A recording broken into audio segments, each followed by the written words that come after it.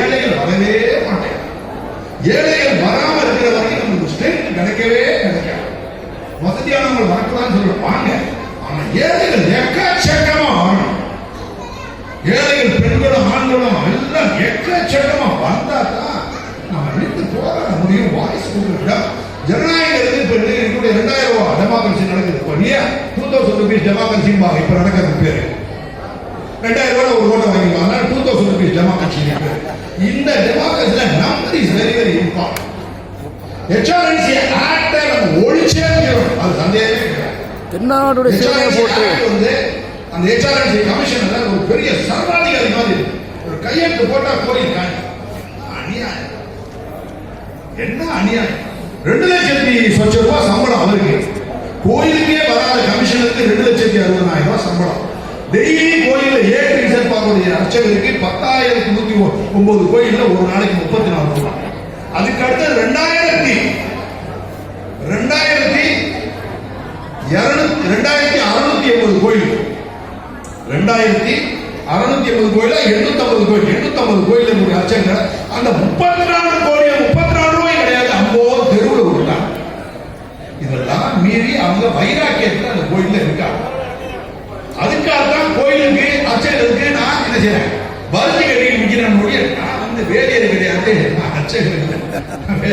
எனக்கு அவங்களுக்கு எந்த சம்பந்தம் இல்லை. ரொம்ப டிக்கா நாங்க அசோசியேட் குடும்பங்கள்ல எதையும் கேட்காம நாங்க செய்ய முடியாது. அப்படிப்பட்ட பாரம்பரியம் இருக்கு, அது வேற. ஆனா இப்படிப்பட்ட இது எதுக்கு செய்யறாங்கன்னா வேணும்னே சம்பளத்தை குறைச்சு கொடுக்குறாங்க. 34 ரூபாய் கொடுத்த 2 டீ தான் குடிக்க முடியும். 3ஆவது டீ கடை வாங்கணும், 2 ரூபாய் கம்மியாகும். இல்லாட்டி திருடணும், இல்லாட்டி கோயில போய் திருடணும். ஒரு கோயில நான் கேட்கலையா, 50 வருஷமா சம்பளம் அதை சொல்லாம விட்டேன். ஐயோ போயிடுச்சு. 50 வருஷம் சார், 50 வருஷம் ஹாஃப் செஞ்சுரி. எங்கேயாவது கேள்வி பண்ணீங்களா சார்? இதை மட்டும் ஒரே செகண்ட் கடாச்சியில் இருக்க பேச்ச நிப்பாட்டுங்க. ஒரே ஒரு செகண்ட் சார், கீழே இருக்க பேச்ச நிப்பாட்டுங்க. ஒரே ஒரு செகண்ட். 50 வருஷமா சம்பளம் இல்லாம ஒரு ஆள் வேலை பார்க்க முடியுமா? முடியாது, முடியாது, முடியாது. 50 வருஷம் சார்.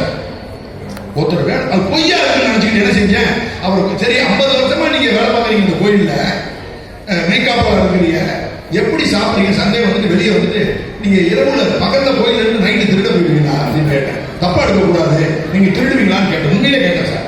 அவர் சிரிச்சுக்கிட்டாரு. அவருக்கு 6 பேக்ஸ் எல்லாம் இருந்தது. 6 பேக்ஸ் எப்படின்னா பெரிய எக்ஸசைஸ் எல்லாம் பண்ணல, வறுமையில மம்பட்டி பிடிச்சிருக்காரு. அதுல ஒல்லியா தோல், அதிகப்படியா ஒரு 45 கிலோ எடை இருக்கும். 50 வருஷமா சம்பளம். அதை போய் கேட்கிறாரு HRNC டிபார்ட்மெண்ட்ல. 50 வருஷமா பொறுத்துட்டேன், இன்னொரு 10 வருஷமா பொறுக்க கூடாது அவங்க சொல்றாங்க. அந்த பிளகா அப்படின்னா அந்த 10 வருஷம் அவன் செத்துக்கிடுவான்னு சொல்லி கேட்கறேன். இருதயம் இல்லாத இந்த மாதிரி ஆளுங்க. இப்ப கூட யாரோ ஒருத்தர் வந்து அட்வொகேட் வந்து HRNC டிபார்ட்மெண்ட் திருடன் எப்படி சொல்லலாம்? அந்த எங்க இருக்காரு? வேற சீனா அதோ அந்த வர சொல்லு அந்த பச்சை சட்டை அதாவது புரிஞ்சு கொண்டாங்க.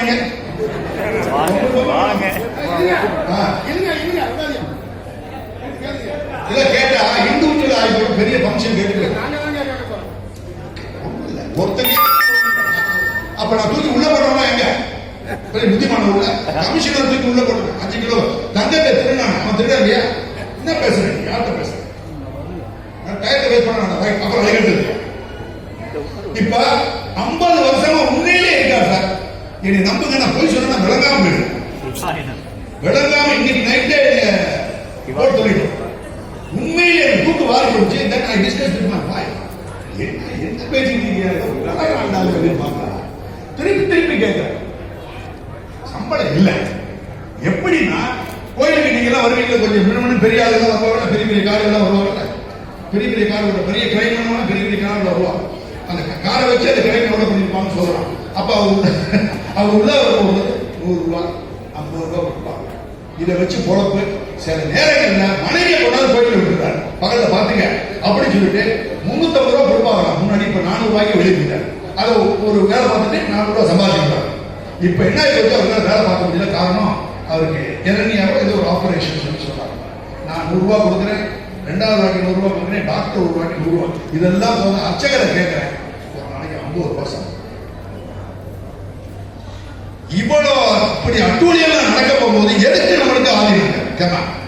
எதுக்கு நம்மளுக்கு தேவா? எதுக்கு முற்றோதல் நம்மளுக்கு கேட்பா?